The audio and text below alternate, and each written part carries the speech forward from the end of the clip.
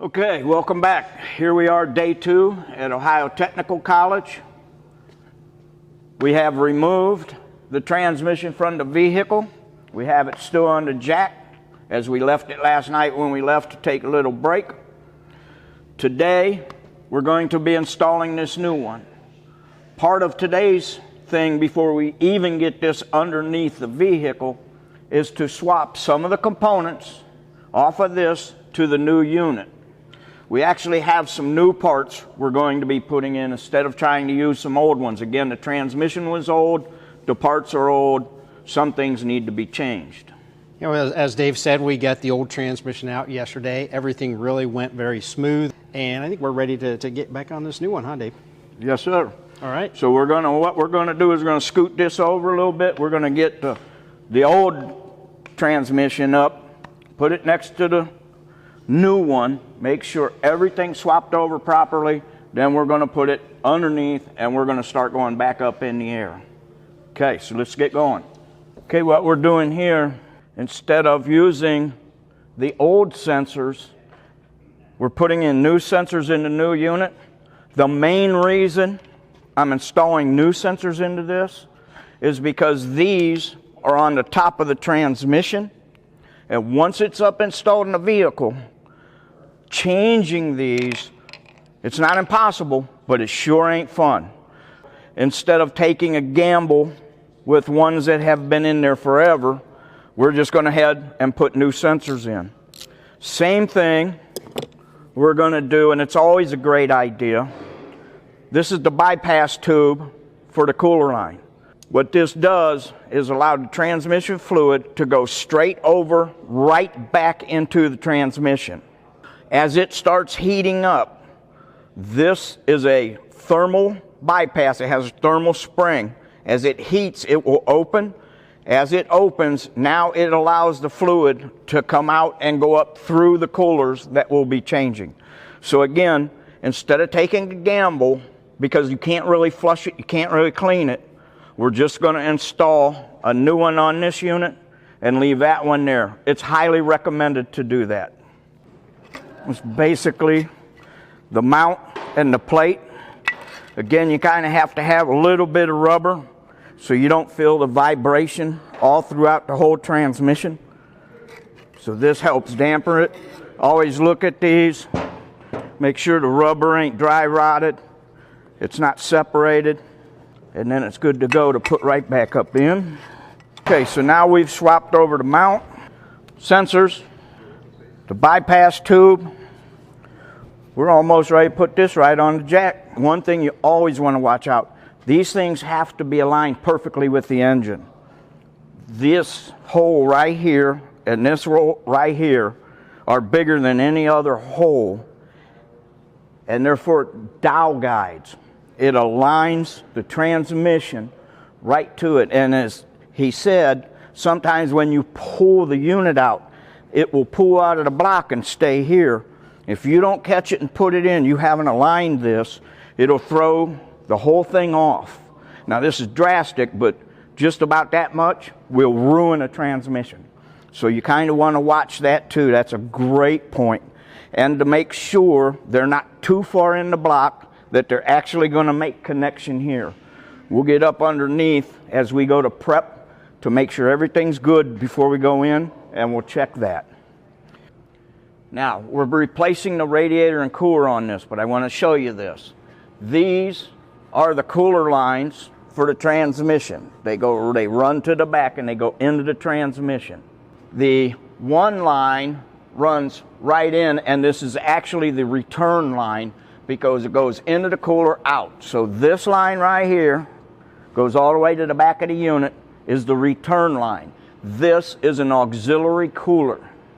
The tricky part comes in is the other line, which is the front line, comes out, and instead of going straight up like this one does, it curls over here, it goes up into the radiator.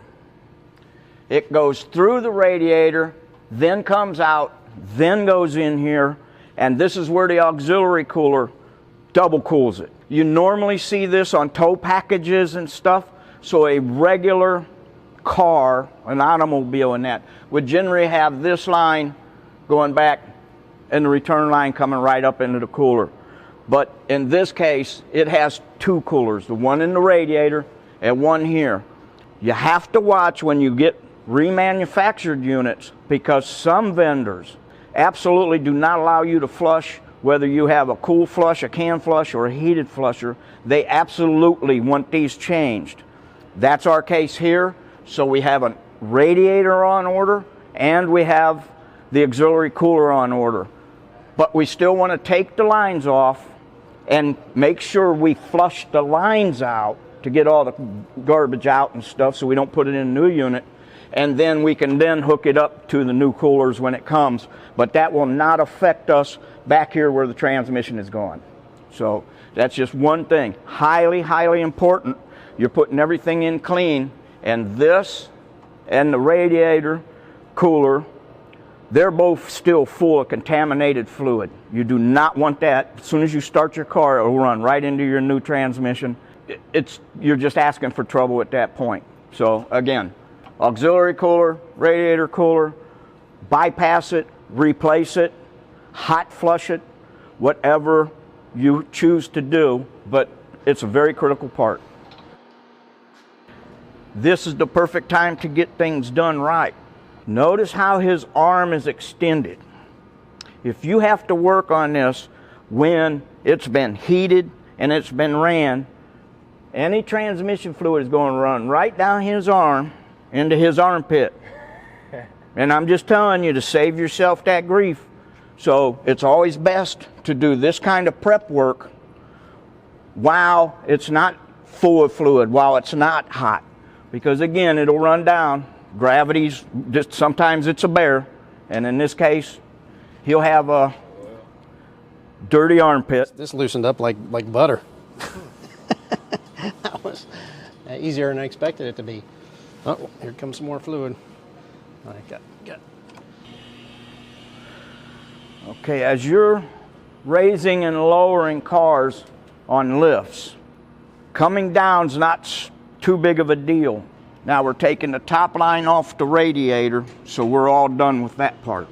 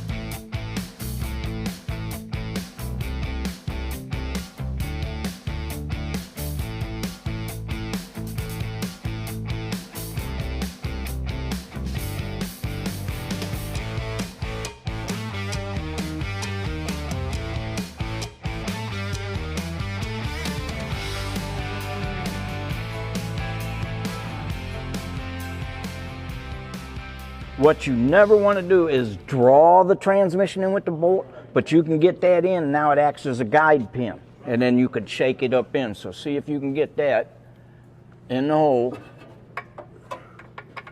Now, you can start that bolt if you can wiggle it and get a couple threads going, and that works you up in. So we got this side.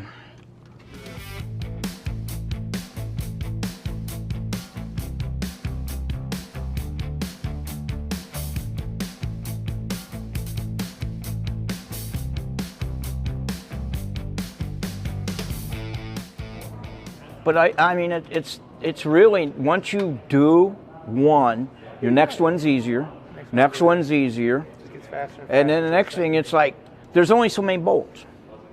You got seven bell, 4 converter, you got a couple cooler lines, couple plugs, and then we're going to be putting this cross member in after we put the linkage in that on.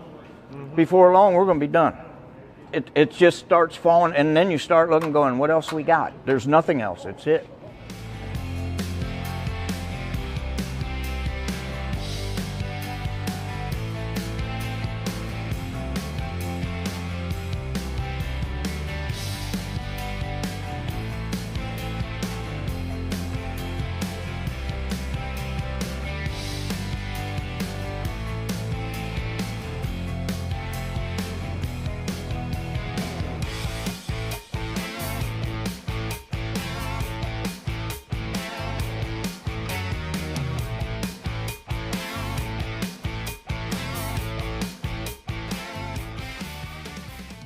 So how did it go overall, Dave?